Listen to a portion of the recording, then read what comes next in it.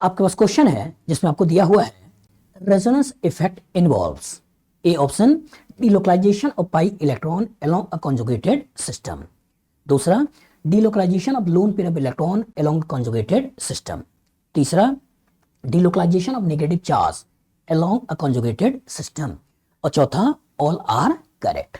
चलिए एनालाइज करिए। Resonance effect, सबसे पहले बात किसकी हो रही है? रेजोनेंस। रेजोनेंस होता क्या है कि सब कोई एक प्रॉपर लेविस स्ट्रक्चर मॉलिक्यूल के सारी फिजिकल केमिकल प्रॉपर्टीज को ना समझा पाए।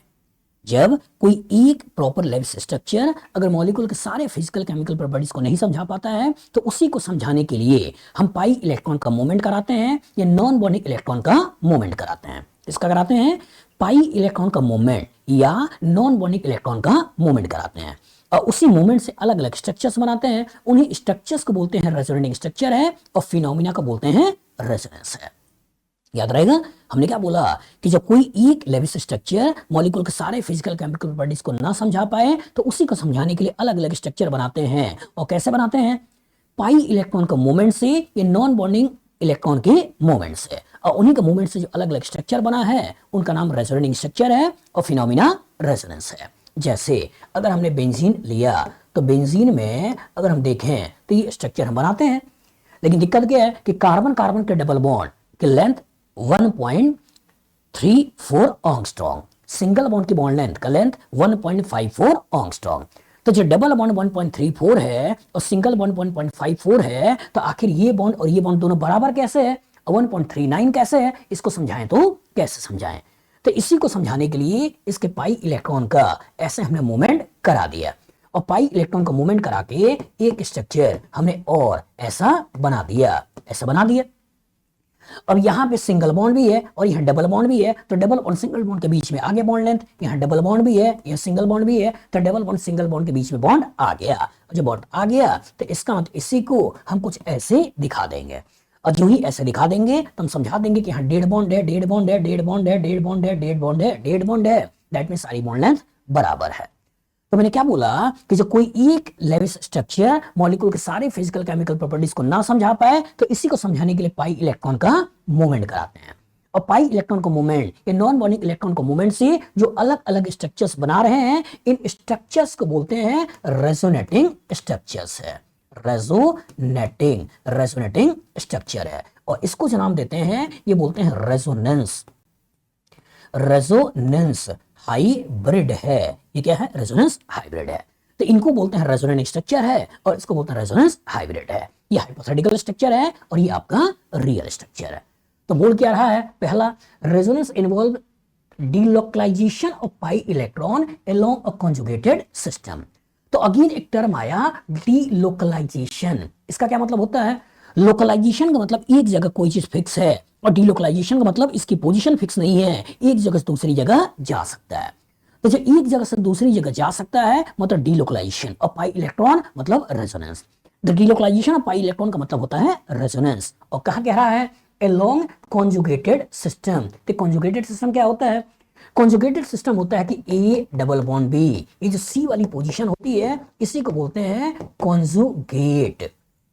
कॉन्जुगेट पोजीशन है, इसको नाम क्या देना है? कॉन्जुगेट पोजीशन है। तो जो ए डबल बॉन्ड बी और सी को बोलते हैं कॉन्जुगेट पोजीशन। तो कॉन्जुगेट पोजीशन पर ए डबल बॉन्ड बी, इस कॉन्जुगेट पोजीशन पे अगर पॉजिटिव चार्ज है, नेगेटिव चार्ज है, लोन पेयर है, फ्री रेडिकल है, डबल बॉन्ड है या ट्रिपल बॉन्ड है तो हम रेजोनेंस की बात करते हैं। दूसरा मैंने क्या बताया होगा? ए के पास लोन पेयर हो या नेगेटिव चार्ज हो, बी के ऊपर पॉजिटिव चार्ज हो तब रेजोनेंस की बात हम करते हैं। तीसरा मैंने क्या बताया होगा?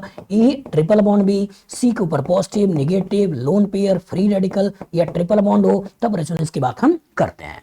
तो इसी को लेकर इन्होंने क्वेश्चन पूछ लिया है कि A double bond B C, तो ये जो कॉन्जुगेट पोजीशन इस पे क्या क्या हो सकता है? बोल रहा है delocalisation of pi electron along conjugated system. अगर ऐसा सिस्टम है तो रेजोनेंस होगा, दैट मींस सही है।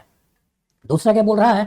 Delocalisation of lone pair of electron along the conjugated system. Loan pair of electron along conjugated system, ये भी कहानी क्या है? सही है। तीसरा क्या है? डिलोकलाइजेशन ऑफ पाई इलेक्ट्रॉन, ये पाई इलेक्ट्रॉन की बात कर रहा था, ठीक है। ये क्या है? Delocalisation of negative charge along conjugated system. Delocalisation of negative charge along conjugated system, ये भी कहानी क्या है? ठीक है। और जो कि तीनों की तीनों कहानी ठीक है, तो हमारा आंसर जो निकल गया वो आंसर का निकल गया डी। तो कॉन्सेप्ट एकदम क्लियर रखिएगा बेटा कि इन जनरल अगर बात करें कि रेजोनेंस कहाँ कहाँ होता है, तो आपके दिमाग में यही पिक्चर, 13 पिक्चर होना चाहिए। 13 कौन कौन से हैं? A double bond B C के ऊपर पॉजिटिव, दूसरा A double bond B C के ऊपर नेगेटिव, तीसरा A double bond B C के पास लोन पेयर, चौथा A double bond B C के पास फ्री रेडिकल, पांचवा A double bond B C double bond D, और छठा A double bond B C triple bond D. सातवां कौन सा हो गया? सातवां हो गया ए के पास लोन पेयर बी के पास पॉजिटिव। आठवां कौन सा हो गया? ए के पास नेगेटिव बी के पास पॉजिटिव। नौवां कौन सा हो गया? A triple bond B C के ऊपर पॉजिटिव। 10वां कौन सा हो गया? A triple bond B C के पास नेगेटिव। 11वां कौन सा हो गया? A triple bond B C के पास लोन पेयर। 12वां कौन सा हो गया? A triple bond B C के पास फ्री रेडिकल। और 13वां कौन सा हो गया? A double bond B C triple bond D. अगर ये 13 केसेस आपको दिखाई देते हैं तो इन जनरल मान के चलिएगा उसमें रेजोनेंस होगा। बताओ फ्यूचर इस तरह का क्वेश्चन आएगा, लगा लोगे? गुड। आपके पास क्वेश्चन है which statement is wrong about resonance? A option, resonance is a stabilising phenomena. B option, resonance occur along conjugated system. C option, resonance occur along sigma bonded system. और D option, resonance is a permanent effect in any molecule. चलिए analyse करिए। सबसे पहली बात, which statement is wrong about resonance? Resonance ये क्या होता है कि जब कोई एक लेविस स्ट्रक्चर मॉलिक्यूल के सारे फिजिकल केमिकल प्रॉपर्टीज को नहीं समझा पाता है, तो उसी को समझाने के लिए पाई इलेक्ट्रॉन का मूवमेंट कराते हैं या नॉन बॉन्डिंग इलेक्ट्रॉन का मूवमेंट कराते हैं। तो पाई इलेक्ट्रॉन का मूवमेंट या नॉन बॉन्डिंग इलेक्ट्रॉन का मूवमेंट से जो अलग अलग स्ट्रक्चर बनाते हैं, उन्हीं स्ट्रक्चर को बोलते हैं रेजोनेटिंग स्ट्रक्चर है, और इस फिनोमिना को बोलते हैं रेजोनेंस है। जैसे अगर मैं बेंजीन के बारे में सोचूं तो बेंजीन हम पेपर पर कुछ ऐसे बना लेते हैं, लेकिन दिक्कत क्या है कि यहाँ कार्बन कार्बन डबल बॉन्ड है, यहाँ कार्बन कार्बन सिंगल बॉन्ड है, तो बॉन्ड लेंथ अलग अलग होना चाहिए। लेकिन एक्सपेरिमेंटली क्या देखते हैं कि दोनों की बॉन्ड लेंथ बराबर है। तो दोनों की बॉन्ड लेंथ को कैसे बराबर दिखाएं? तो इसी को दिखाने के लिए इसके इलेक्ट्रॉन को हम ऐसे मूव करा देते हैं, और इसी को मूव कराकर हम कुछ इस तरह का स्ट्रक्चर बना लेते हैं, और इन्हीं दोनों को मिलाकर हम इस तरह का स्ट्रक्चर बना लेते हैं। ये जो करते हैं, तो जो कोई एक लेविस स्ट्रक्चर मॉलिक्यूल के सारे फिजिकल केमिकल प्रॉपर्टीज को नहीं समझा पा रहा है, तो इसी को समझाने के लिए पाई इलेक्ट्रॉन को मूवमेंट करा रहे हैं। और पाई इलेक्ट्रॉन को मूवमेंट या नॉन बॉन्डिंग इलेक्ट्रॉन को मूवमेंट से जो अलग अलग स्ट्रक्चर्स बना रहे हैं, इन स्ट्रक्चर को बोलते हैं रेजोनेटिंग स्ट्रक्चर है, और इस फिनोमिना को बोलते हैं रेजोनेंस है। और इसे जो नाम देते हैं, जो रियल स्ट्रक्चर है, इसको क्या बोलते हैं? रेजोनेंस हाइब्रिड है। क्या बोलना है? रेजोनेंस हाइब्रिड है। ये रेजोनेटिंग स्ट्रक्चर है, कैनोनिकल स्ट्रक्चर है, ठीक है, लेकिन ये रेजोनेंस हाइब्रिड है, जो कि रियल है, और ये दोनों हाइपोथेटिकल है। तो पहला क्या बोल रहा है? Resonance is a stabilising phenomena. सही बात है। जितना ज्यादा इलेक्ट्रॉन का डिलोकलाइजेशन होगा उतनी ज्यादा स्टेबिलिटी मिलेगी। क्यों? क्योंकि हमारे पास चार्ज डेंसिटी को कम करना होता है, और चार्ज डेंसिटी क्या होती है? Charge per unit area. तो एरिया जितना ज्यादा होगा, इलेक्ट्रॉन जितना फैल जाएगा, डेंसिटी उतनी कम होगी, मॉलिक्यूल की स्टेबिलिटी उतनी ज्यादा होगी। तो resonance is a stabilising phenomena सही है। क्यों? क्योंकि इलेक्ट्रॉन का डिलोकलाइजेशन करता है, अमीरी गरीबी को फैलाता है, स्टेबिलिटी बढ़ाता है। दूसरा, resonance occur along conjugated system. सही बात है। तो क्वेश्चन है कि कॉन्जुगेटेड सिस्टम क्या होते हैं? तो कॉन्जुगेटेड सिस्टम होते हैं कि ए डबल बॉन्ड बी, ये जो सी वाली पोजीशन होती है, इसी सी वाली पोजीशन को बोलते हैं कॉन्जुगेट पोजीशन। क्या बोलते हैं? Conjugate position. तो कॉन्जुगेट पोजीशन, तो हमने आपको रेजोनेंस के 13 केस दिखाए थे, उसमें क्या दिखाया था? A double bond B, C के पास positive, negative, lone pair, free radical, double bond या ट्रिपल बॉन्ड, यही तो दिखाया है। फिर मैंने क्या दिखाया? ए के पास लोन पेयर या नेगेटिव चार्ज, बी के ऊपर पॉजिटिव चार्ज, तब रेजोनेंस होता है। A triple bond B, C के ऊपर positive, negative, lone pair, free radical या ट्रिपल बॉन्ड, इसमें रेजोनेंस होता है। तो इन पोजीशन को हमने क्या बोला? Conjugate position. तो A double bond B C के पास पॉजिटिव होगा, रेजोनेंस होगा। A double bond B C के पास नेगेटिव होगा, रेजोनेंस होगा। A double bond B C के पास लोन पेयर होगा, रेजोनेंस होगा। A double bond B C के पास एक इलेक्ट्रॉन होगा, रेजोनेंस होगा। A double bond B C double bond D होगा तो भी रेजोनेंस होगा, और A double bond B C triple bond D होगा तो भी रेजोनेंस होगा। That means resonance occur along conjugated system. ये कहानी ठीक है। सी बोल रहा है resonance occur along sigma bonded system. सोचिए, सिग्मा बॉन्डेड सिस्टम। सही बोल रहा है। नहीं, क्योंकि मैंने डेफिनेशन में क्या बोला कि जब कोई एक लेविस स्ट्रक्चर मॉलिक्यूल के सारे फिजिकल केमिकल प्रॉपर्टीज को नहीं समझा पाता है तो इसी को समझाने के लिए पाई इलेक्ट्रॉन का मूवमेंट करते हैं या नॉन बॉन्डिंग इलेक्ट्रॉन का मूवमेंट करते हैं। सिग्मा का मूवमेंट नहीं करते हैं। किसका करते हैं? पाई इलेक्ट्रॉन का मूवमेंट करते हैं या नॉन बॉन्डिंग इलेक्ट्रॉन का मूवमेंट करते हैं। सिग्मा का मूवमेंट नहीं करते हैं। दैट मींस यही हमारा क्या है? गड़बड़ है, और गड़बड़ है तो यही हमारा आंसर है। डी में क्या बोल रहा है? डी बोल रहा है कि resonance is a permanent effect in any molecule. सही बात है। मैंने क्या बोला कि बेंजीन की सारी बॉन्ड लेंथ बराबर है, मतलब चाहे इस बॉन्ड की बात करें चाहे इसकी बॉन्ड की बात करें, दोनों को दोनों होता है 1.39 एंगस्ट्रॉम। तो कार्बन कार्बन सिंगल बॉन्ड जिसकी वैल्यू होती है 1.54 angstrom, carbon carbon double bond इसकी जो वैल्यू होती है 1.34 एंगस्ट्रॉम। लेकिन जो बेंजीन ले रहे हो तो चाहे ये वाला हो चाहे ये वाला हो, दोनों आपके 1.39 एंगस्ट्रॉम। तो इसका ना मॉलिक्यूल फिक्स है कि बेंजीन में बॉन्ड लेंथ 1.39 है। ऐसा नहीं है कि ऐसा बना दिया तो इसका हो गया 1.34, इसका हो गया 1.54, और ऐसा बना दिया तो वैल्यू हो गई 1.39। चाहे ऐसे बनाओ चाहे ऐसे बनाओ, ये केवल हाइपोथेटिकल है। रियल तो आपका यही है, और जब रियल यही है तो सारी बॉन्ड लेंथ बराबर है। दैट मींस हमने देखा है एक्सपेरिमेंटल वैल्यू, और हमने देखा कि हमेशा और हमेशा क्या होगा? होगा ही होगा, और हमेशा और हमेशा होगा ही होगा। दैट मींस परमानेंट है। ये स्टेटमेंट भी सही है। तो जो गलत है बेटा वो आंसर कौन सा है? सी। तो कॉन्सेप्ट एकदम क्लियर रखिएगा कि रेजोनेंस होता क्या है, कॉन्जुगेशन होता क्या है, कॉन्जुगेटेड सिस्टम क्या होते हैं, डीलोकलाइजेशन क्या होते हैं। ठीक है, कार्बन कार्बन सिंगल की बॉन्ड लेंथ कितनी होती है, डबल की बॉन्ड लेंथ कितनी होती है, कार्बन कार्बन ट्रिपल बॉन्ड की बॉन्ड लेंथ कितनी होती है, बेंजीन में कार्बन कार्बन की बॉन्ड लेंथ कितनी होती है। बताओ, फ्यूचर में इस तरह का क्वेश्चन आएगा, लगा लोगे? गुड। आपके पास क्वेश्चन है जिसमें आपको दे रहा है which statement is correct about canonical structure. A option आपके पास है all canonical forms have identical bonding। B option आपके पास है all canonical forms contribute equally to the hybrid structure। C option कह रहा है all canonical forms are obtained by changing the position of pi electron or non-bonding electrons। और D option कह रहा है all canonical forms have identical energy content। चलिए analyse करिए। Which statement is correct about canonical structure? Which statement is correct, मतलब हमारा focus किस पे होना है? हमारा फोकस होना है करेक्ट पे। तो विच statement is correct about canonical structure. अब क्वेश्चन आया कैनोनिकल स्ट्रक्चर क्या होते हैं? तो कैनोनिकल स्ट्रक्चर होते हैं बेटा रेजोनेटिंग स्ट्रक्चर्स। रेजोनेटिंग स्ट्रक्चर्स, इन्हीं रेजोनेटिंग स्ट्रक्चर्स को बोला जाता है कैनोनिकल स्ट्रक्चर्स। तो क्वेश्चन आया कि सर रेजोनेटिंग स्ट्रक्चर्स क्या होते हैं? तो इसके लिए पहले रेजोनेंस समझिए कि जब कोई एक लेविस स्ट्रक्चर मॉलिक्यूल के सारे फिजिकल केमिकल प्रॉपर्टीज को ना समझा पाए, जैसे carbon carbon single bond length होती है 1.54, carbon carbon double bond length होती है 1.34, लेकिन बेंजीन में सारी बॉन्ड लेंथ होती है 1.39 एंगस्ट्रॉम।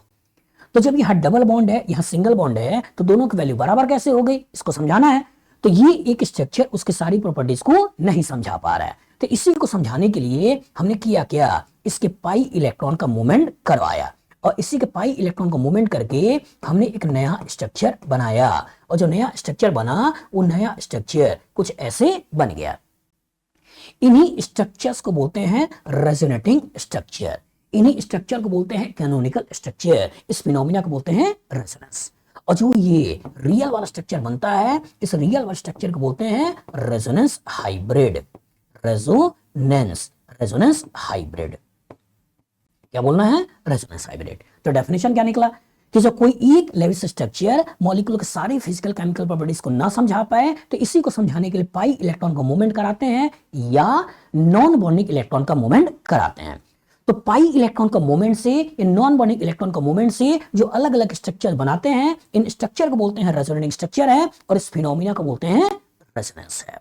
याद रहेगा, इस फिनोमिना को क्या बोलते हैं? रेजोनेंस है। तो सोचिए पहला क्या बोल रहा है? All canonical forms have identical bonding. Identical bonding सही है। सोचिए, यहां तो आपने चलो सोच लिया कि चलो इधर से इधर करा दिया, लेकिन जरा इसके बारे में सोचो, अगर कहानी में ये किरदार होता CH2 CH CH double bond CH2 और इसके कॉरस्पॉन्डिंग अगर मैंने इधर से इलेक्ट्रॉन का मूवमेंट करा दिया, अब मूवमेंट कराकर अगर मैंने इस तरह का एक स्ट्रक्चर बना दिया, तो यहां भी तो आपने पाई इलेक्ट्रॉन का मूवमेंट कराया और पाई इलेक्ट्रॉन का मूवमेंट करा के स्ट्रक्चर बनाया। लेकिन क्वेश्चन क्या है कि ऑल कैनोनिकल फॉर्म है आइडेंटिकल बॉन्डिंग, तो सोचिए क्या इसकी बॉन्डिंग और इसकी बॉन्डिंग बराबर है? नहीं। यहां कितने पाई बॉन्ड है? 2। यहां कितने पाई बॉन्ड है? 1। ये मॉलिक्यूल कैसा है? न्यूट्रल। ये मॉलिक्यूल कैसा है? चार्ज। तो क्या आइडेंटिकल बॉन्डिंग है? नहीं। और जो आइडेंटिकल बॉन्डिंग नहीं है, दैट मींस ये स्टेटमेंट गलत है। दूसरा क्या कह रहा है? All canonical forms contribute equally to the resonance hybrid. क्या सही है कि इसका कंट्रीब्यूशन और इसका कंट्रीब्यूशन रियल स्ट्रक्चर को बनाने में सही होगा, बराबर होगा? नहीं। अगर इक्विवेलेंट रेजोनेटिंग स्ट्रक्चर हैं, दोनों के दोनों सेम हैं, और अगर ये इक्विवेलेंट रेजोनेटिंग स्ट्रक्चर होते हैं, तब इनका कंट्रीब्यूशन बराबर होता है। लेकिन अगर नॉन इक्विवेलेंट रेजोनेटिंग स्ट्रक्चर होते हैं, ये दोनों कैसे हैं? Non equivalent. तो अगर नॉन इक्विवेलेंट रेजोनेटिंग स्ट्रक्चर हैं, तो इनके कंट्रीब्यूशन में अंतर होता है। तो जो जितना ज्यादा स्टेबल होता है, रियल के उतने नजदीक होता है, और जितने कम स्टेबल होते हैं, रियल से उतने ही दूर होते हैं। तो इसका मतलब बोल रहा है कि all canonical form contributes equally to the resonance hybrid. तो क्या रेजोनेंस हाइब्रिड को बनाने में, इसका रेजोनेंस हाइब्रिड को बनाने में, रियल स्ट्रक्चर को बनाने में, क्या दोनों का कंट्रीब्यूशन बराबर है? नहीं। जिसकी स्टेबिलिटी ज्यादा उसका कंट्रीब्यूशन ज्यादा, और जिसकी स्टेबिलिटी कम उसका कंट्रीब्यूशन कम। तो दैट मींस ये भी हमारा क्या है? गड़बड़। तीसरा क्या बोल रहा है? All canonical forms are obtained by changing the position of pi electrons और नॉन बॉन्डिंग इलेक्ट्रॉन्स। यही तो डेफिनेशन है। हमने डेफिनेशन क्या दिया कि जब कोई एक लेविस स्ट्रक्चर मॉलिक्यूल का सारे फिजिकल केमिकल प्रॉपर्टीज को ना समझा पाए, तो उसी को समझाने के लिए पाई इलेक्ट्रॉन का मूवमेंट कराते हैं या नॉन बॉन्डिंग इलेक्ट्रॉन को मूवमेंट कराते हैं, और इनके मूवमेंट से अलग अलग स्ट्रक्चर्स बनाते हैं। इन स्ट्रक्चर्स को बोलते हैं रेजोनेटिंग स्ट्रक्चर, और फिनोमिना को बोलते हैं रेजोनेंस। तो दैट मींस ये स्टेटमेंट सही है, यही हमारा आंसर है। चौथा बोल रहा है all canonical forms have identical energy content. सही है? नहीं। जिसकी एनर्जी जो ज्यादा स्टेबल होगा उसकी एनर्जी नीचे होगी, जो कम स्टेबल होगा उसकी एनर्जी ऊपर होगी। अगर इक्विवेलेंट है तो उस केस में एनर्जी बराबर होगा, लेकिन अगर नॉन इक्विवेलेंट है तो एनर्जी बराबर नहीं होगा। जो जितना ज्यादा स्टेबल उतना नीचे, जितना कम स्टेबल उतना ऊपर। तो दैट मींस एनर्जी बराबर नहीं है। तो यहां बोल रहा ऑल कैनोनिकल फॉर्म, सारे के सारे कैनोनिकल फॉर्म, मतलब इधर भी इधर भी, तो कि सारे के सारे कैनोनिकल फॉर्म्स में आइडेंटिकल एनर्जी कंटेंट है? नहीं है। नहीं है, दैट मींस ये भी गड़बड़ है। तो जो सही है, करेक्ट है, वो आंसर क्या हो गया? सी। बताओ, फ्यूचर इस तरह का क्वेश्चन आएगा, लगा लोगे? गुड। आपके पास क्वेश्चन है, which structure is not the acceptable resonating structure of buta 1,2,3 triene। यहां पे 4 स्ट्रक्चर बने हुए हैं, और इन्हीं 4 स्ट्रक्चर पूछा है which statement या which structure is not acceptable resonating structure of buta 1,2,3 triene। सोचिए, सबसे पहले तो स्ट्रक्चर बना लीजिए, और सबसे पहले स्ट्रक्चर बना लो तो ब्यूटा 1,2,3 ट्राईइन। तो 4 कार्बन है, तो 1 2 3 4, 1 2 3 ट्राईइन। तो यहां हो गया CH2 और यहां भी हो गया CH2, मतलब CH2 CH2, ये हो गया आपका ब्यूटा 1,2,3 ट्राईइन। अब क्वेश्चन क्या दे रहा है? Which structure is not acceptable resonating structure. कौन एक्सेप्टेबल रेजोनेटिंग स्ट्रक्चर नहीं है? कैसे इलेक्ट्रॉन का फ्लो कराते हैं, कैसे स्ट्रक्चर हम बनाते हैं, दिमाग बैठाइए। कैसे बैठाते हैं या कैसे बनाते हैं? हमारे पास कहानी में होता क्या है? A double bond B, C के पास positive, A double bond B, C के पास negative, A double bond B, C के पास lone pair, A double bond B, C के पास एक electron, A double bond B, C double bond D, A double bond B, C triple bond D. ये तो होता है। दूसरा क्या होता है?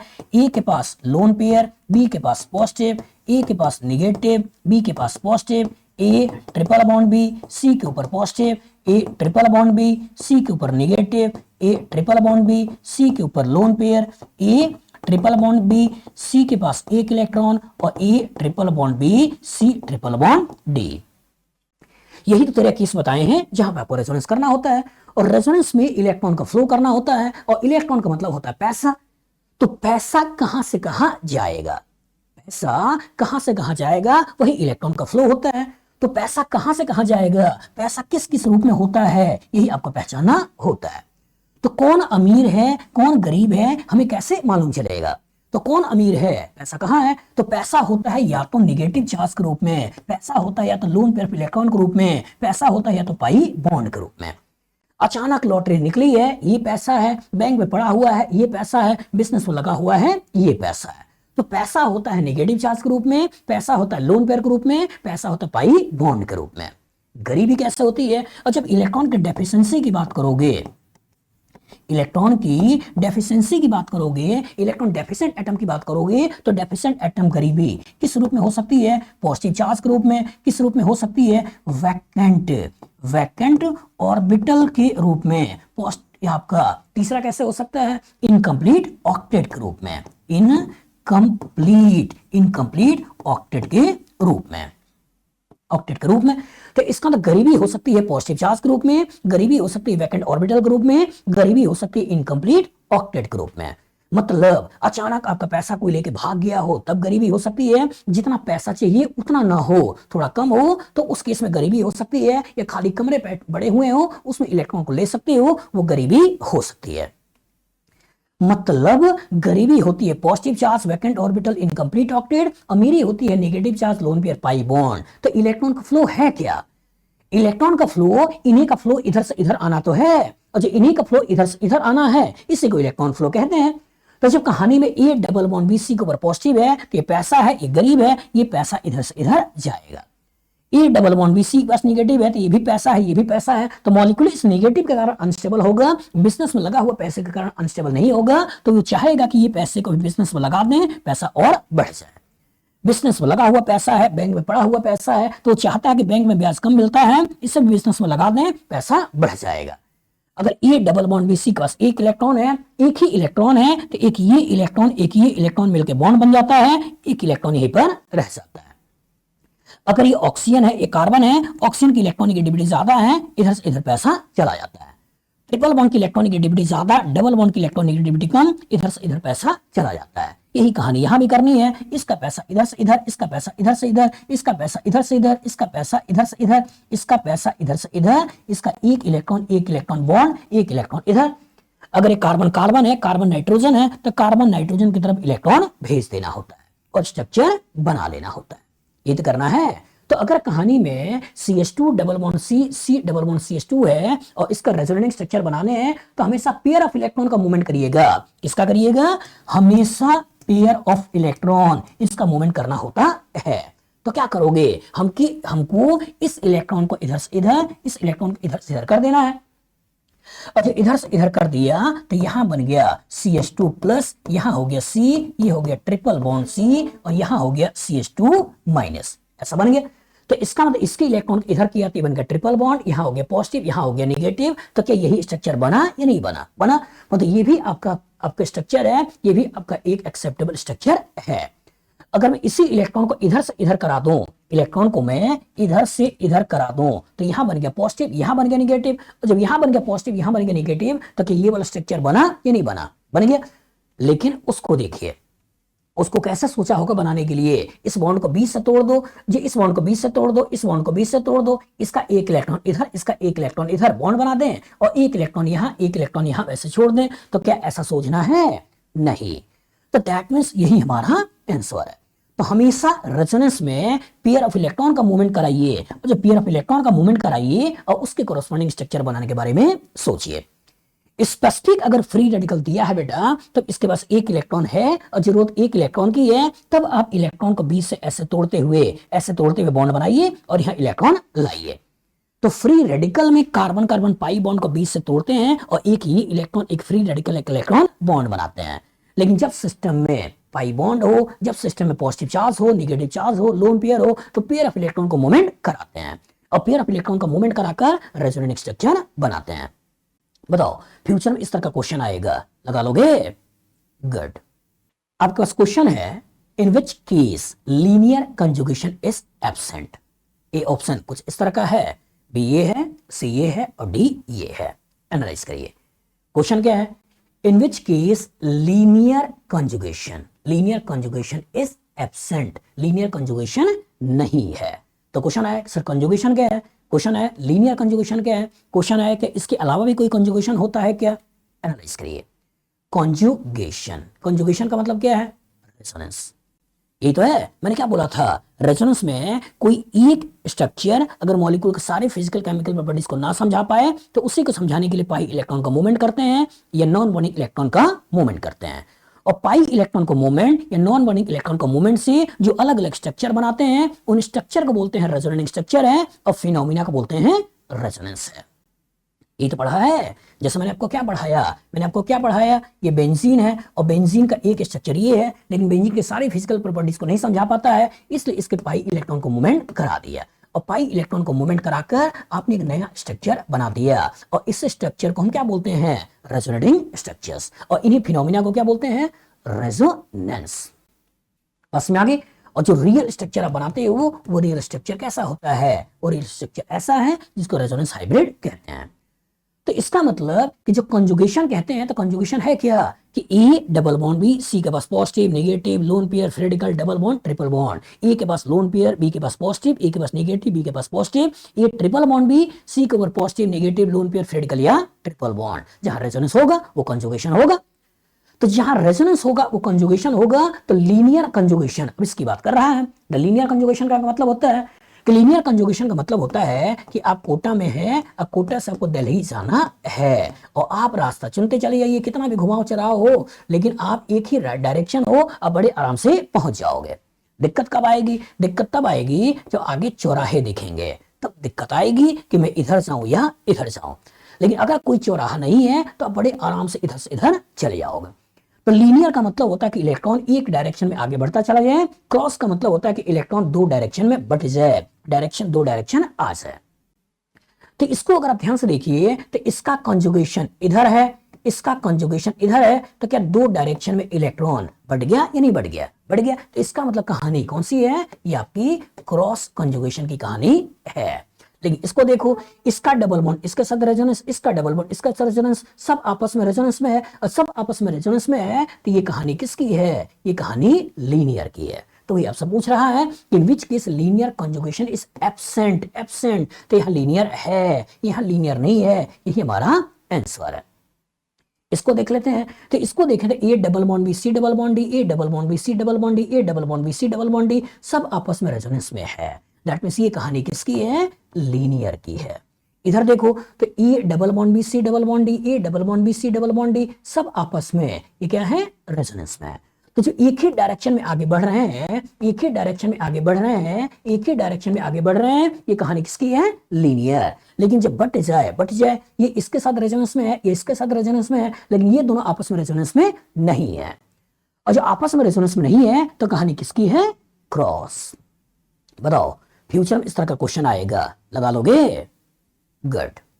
आपके पास क्वेश्चन है in which case cross conjugation is absent, किसमें क्रॉस कंजुगेशन एब्सेंट है।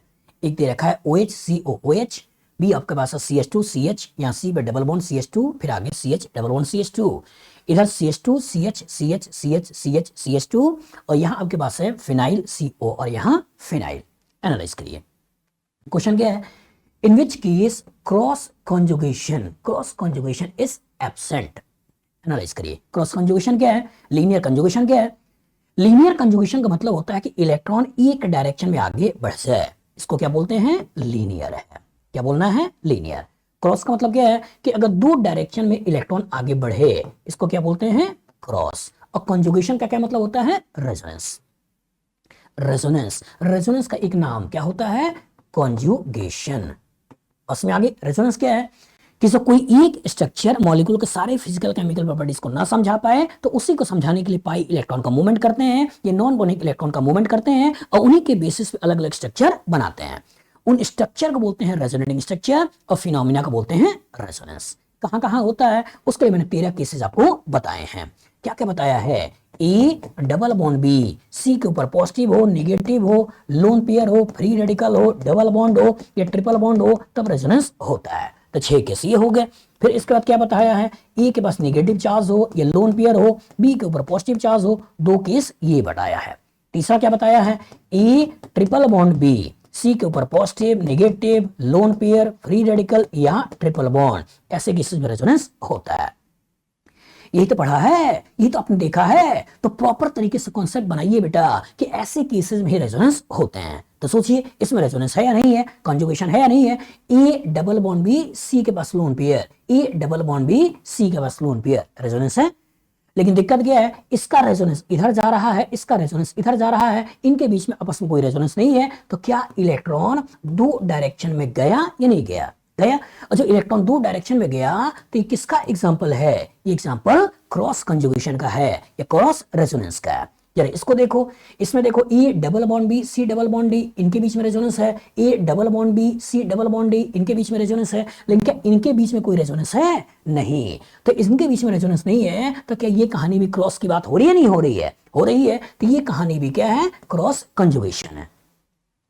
लेकिन तीसरे को देखो तो A double bond B, C double bond D, A double bond B, C double bond D, सब आपस में रेजोनेंस में है।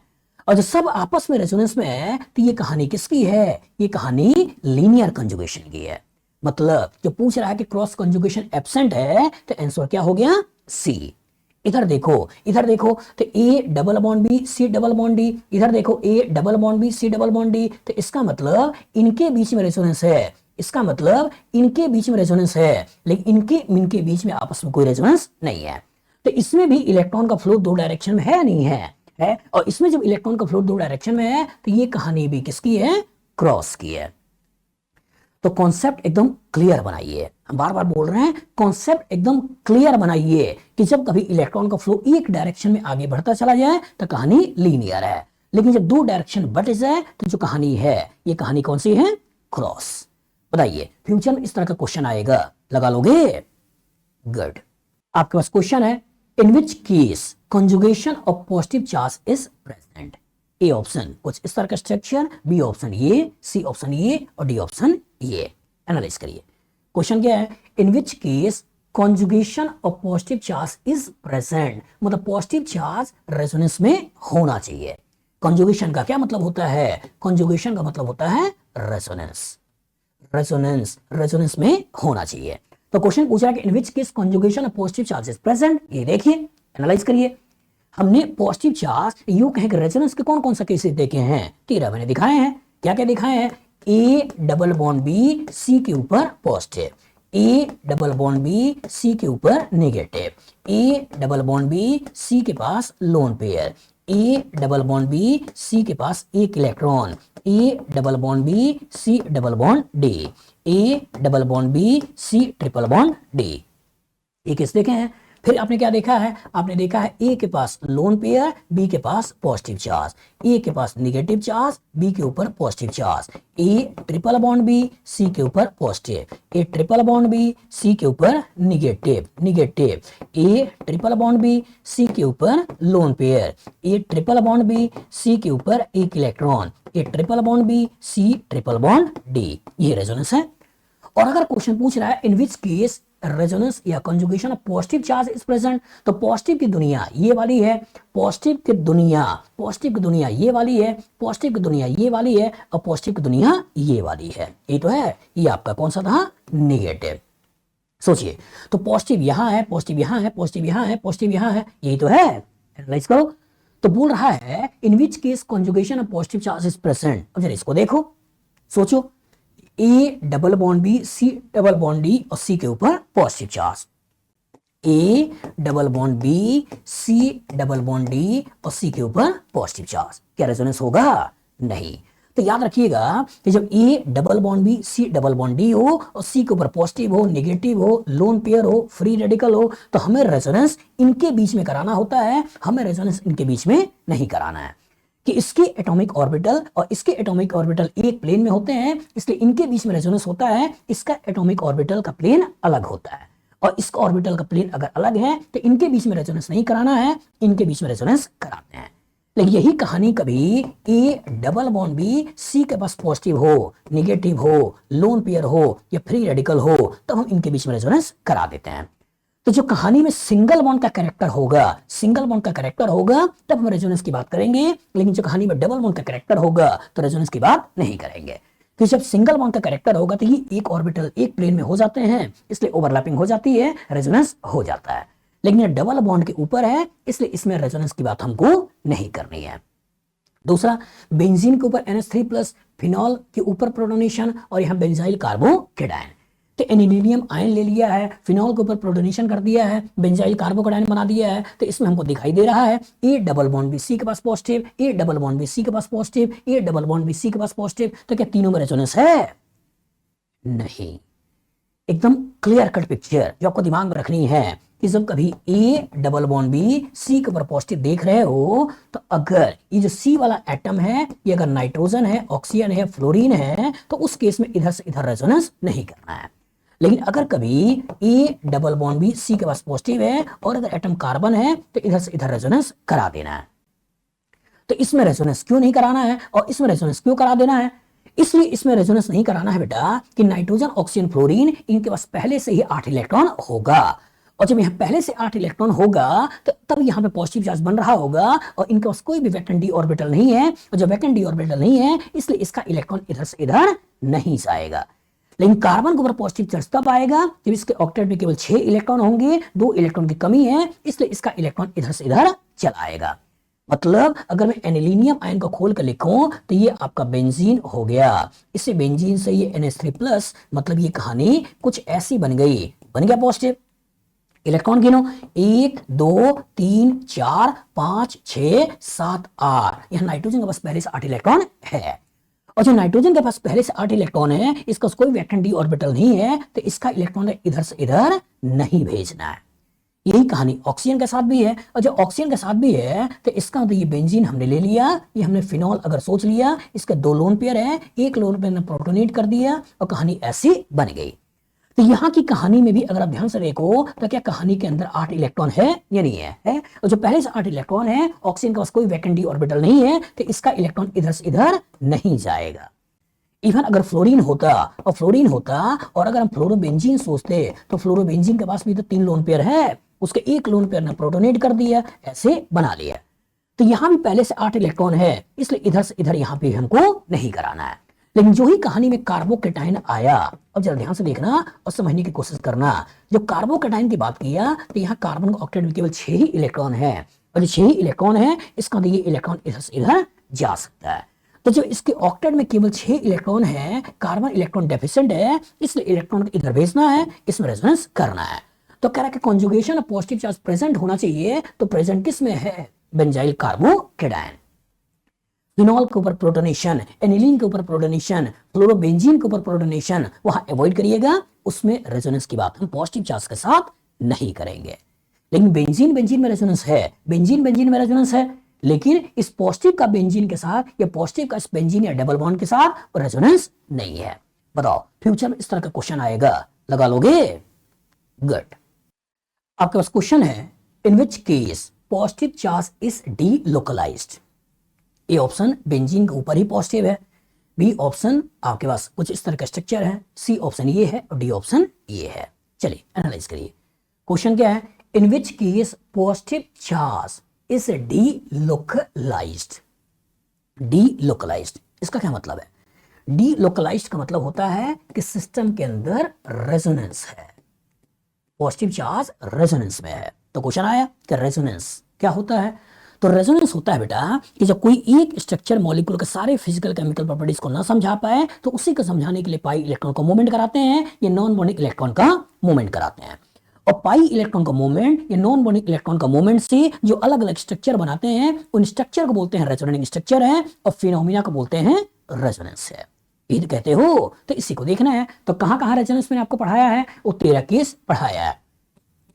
A double bond B C के ऊपर positive, A double bond B C के ऊपर negative, A double bond B C के ऊपर lone pair, A double bond B C के पास 1 electron, A double bond B C double bond D, A double bond B C triple bond D. ये हमने पढ़ा है।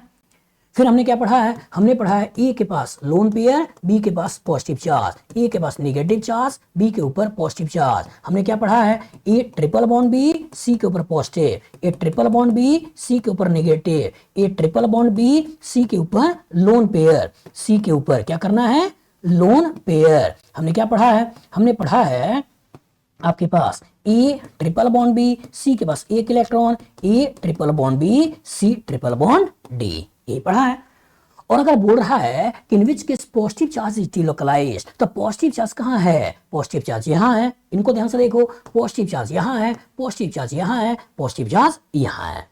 इन्हीं को लेकर क्वेश्चन बन रहा होगा, और जब इन्हीं को लेकर क्वेश्चन बन रहा होगा तो एक और क्लियर कट पिक्चर आपके दिमाग में होना चाहिए कि कभी आपके पास A double bond B, C double bond D हो और सी के ऊपर पॉजिटिव हो, नेगेटिव हो, लोन पेयर हो, फ्री रेडिकल हो, तो हमें रेजोनेंस किसके बीच में कराना होता है, हमें रेजोनेंस पाई के साथ कराना होता है। हमें resonance positive, negative, lone pair, free radical का इस डबल बॉन्ड के साथ नहीं कराना है, क्योंकि इन दोनों डबल बॉन्ड की ओवरलैपिंग अच्छे से होती है, ये एक ही प्लेन में होते हैं, लेकिन यहाँ का ऑर्बिटल, ये ऑर्बिटल अलग अलग प्लेन में होते हैं, इनके बीच में रेजोनेंस नहीं होता है। लेकिन जब कहानी में A double bond B, C single bond हो और यहाँ पे पॉजिटिव हो, नेगेटिव हो, लोन पेयर हो, अगर ये वाली कहानी आती है, पॉजिटिव, नेगेटिव, लोन पेयर, यहाँ फ्री रेडिकल, तो जो सिंगल बॉन्ड के ऊपर positive, negative, lone pair, free radical है, तो हम इनमें रेजोनेंस की बात करेंगे, लेकिन इनमें रेजोनेंस की बात इनके साथ करेंगे, इनके साथ नहीं करेंगे। याद रहेगा, एनालाइज करिए, सोचिएगा। A double bond B, C double bond D, A double bond B, C double bond D और सी के पास पॉजिटिव, तो क्या ये वाला केस आ गया या नहीं आ गया, आ गया। और जब ये वाला केस आ गया बेटा, तो पॉजिटिव चार्ज का डिलोकलाइजेशन नहीं कराना है।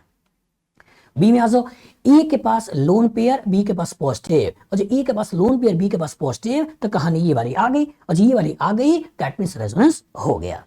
सी में आ जाओ, सी में यहाँ पॉजिटिव है, बगल में sp3 कार्बन है, और जो sp3 कार्बन है, इसका मतलब पॉजिटिव के बगल में sp3 नहीं चाहिए, हमको या तो डबल बॉन्ड चाहिए, या तो ट्रिपल बॉन्ड चाहिए, या तो आपका लोन पेयर नेगेटिव चार्ज चाहिए। तो यहाँ पे सिंगल बॉन्ड की बात हो रही है, इसलिए रेजोनेंस की बात भी नहीं करोगे। इवन कभी ट्रिपल बॉन्ड के ऊपर पॉजिटिव हो जाए तो भी रेजोनेंस की बात नहीं करनी है, पास में आ गई, क्योंकि जब A double bond B, C triple bond D, तो रेजोनेंस ट्रिपल और डबल के बीच में होगा, पॉजिटिव चार्ज के साथ रेजोनेंस नहीं होगा।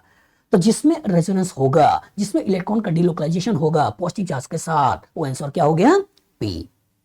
बताओ, फ्यूचर में इस तरह का क्वेश्चन आएगा, लगा लोगे, गुड।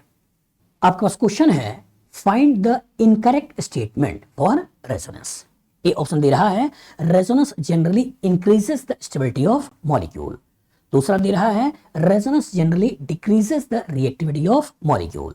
तीसरा बोल रहा है, resonance decreases the bond length of carbon carbon single bond in 1,3-ब्यूटाडाइईन। और चौथा बोल रहा है, resonance decreases the bond length of carbon carbon double bond in 1,3-ब्यूटाडाइईन। चलिए एनालाइज करिए।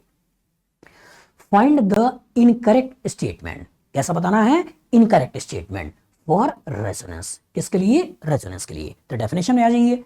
अगेन मैं बार बार आपको डेफिनेशन क्यों बोल रहा हूं, इसलिए डेफिनेशन बोल रहा हूं बेटा कि डेफिनेशन प्रॉपर तरीके से आना चाहिए। 99% क्वेश्चन तो डेफिनेशन ओरिएंटेड ही होते हैं।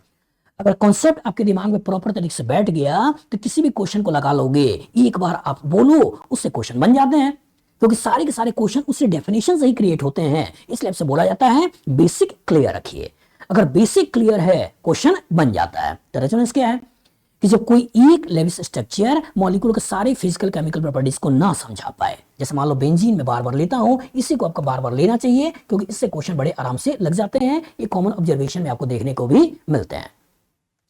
तो जब कोई एक लेविस स्ट्रक्चर मॉलिक्यूल के सारे फिजिकल केमिकल प्रॉपर्टीज को ना समझा पाए, कैसे नहीं समझा रहा है, कार्बन कार्बन डबल बॉन्ड 1.34 है, carbon carbon single bond 1.54 angstrom है, लेकिन बेंजीन में सारी बॉन्ड लेंथ 1.39 एंगस्ट्रॉम है। तो हम कैसे समझाएं, इसे हम समझा नहीं पाते हैं, और इसे समझा नहीं पाते हैं तो इसी में पाई इलेक्ट्रॉन का मूवमेंट कराते हैं, और इसी में पाई इलेक्ट्रॉन का मूवमेंट करा के एक स्ट्रक्चर और बनाते हैं, और जो स्ट्रक्चर बनाते हैं वो स्ट्रक्चर कुछ ऐसे बनाते हैं, और इसी को मिलाकर हम एक साथ कुछ इस तरह का स्ट्रक्चर बना लेते हैं। तो यही तो रेजोनेंस है कि कोई एक स्ट्रक्चर मॉलिक्यूल के सारे फिजिकल केमिकल प्रॉपर्टीज को नहीं समझा पाता है, तो इसी को समझाने के लिए पाई इलेक्ट्रॉन का मूवमेंट कराते हैं या नॉन बॉन्डिंग इलेक्ट्रॉन का मूवमेंट कराते हैं। तो तो पाई इलेक्ट्रॉन को मूवमेंट या नॉन बॉन्डिंग इलेक्ट्रॉन को मूवमेंट से जो अलग अलग स्ट्रक्चर बनता है, इन स्ट्रक्चर को रेजोनेटिंग स्ट्रक्चर कहते हैं और इस फिनोमिना को रेजोनेंस कहते हैं।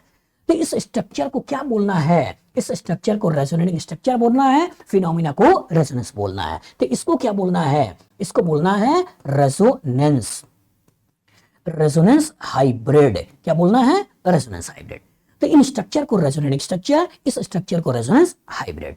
अब क्वेश्चन पढ़ो, कह रहा है resonance generally increases the stability of molecule. सोचो रेजोनेंस ने क्या किया है? पाई इलेक्ट्रॉन का डिलोकलाइजेशन किया है। रेजोनेंस ने क्या किया है? पाई इलेक्ट्रॉन को एक जगह से दूसरी जगह फैला दिया है। और जो रेजोनेंस ने पाई इलेक्ट्रॉन को फैला दिया है, तो रेजोनेंस ने इनडायरेक्टली चार्ज डेंसिटी के ऊपर काम किया है। और एरिया जितना ज्यादा हो गया, डेंसिटी उतनी कम हो गई, और जितना डेंसिटी कम हो गई, मॉलिक्यूल की स्टेबिलिटी बढ़ गई। यही तो है। तो resonance generally increases the stability of molecule. कहानी क्या है? ठीक है। दूसरा क्या है? Resonance generally decreases the reactivity of molecule. सोचो, अगर मॉलिक्यूल की स्टेबिलिटी बढ़ गई तो क्या वो रिएक्शन करना चाहेगा? नहीं। तो इन जनरल मॉलिक्यूल की स्टेबिलिटी बढ़ी, रिएक्टिविटी कम हुई। तो दूसरा बोल रहा है resonance generally decreases the reactivity of molecule. ये कहानी भी ठीक है। तीसरा क्या बोल रहा है? Resonance decreases the bond length of carbon carbon single bond in one three butadiene. सोचिए, यहां carbon carbon single bond one three butadiene की बात कर रहा है, और resonance decreases the bond length of carbon carbon double bond in one three butadiene. तो इन दोनों में 1,3-ब्यूटाडाइन को लिया है, और एक इसमें सिंगल, एक इसमें डबल बॉन्ड की बात कर रहा है। तो 1,3-ब्यूटाडाइन का स्ट्रक्चर बना लो। तो 1,3-ब्यूटाडाइन का स्ट्रक्चर बना लो तो ये स्ट्रक्चर कुछ ऐसे दिखेगा। रेजोनेंस करा लो। तो रेजोनेंस अगर करा लें तो इसके कोरोस्पोंडिंग जो स्ट्रक्चर बनेगा, वो स्ट्रक्चर कुछ इस तरीके का बनेगा।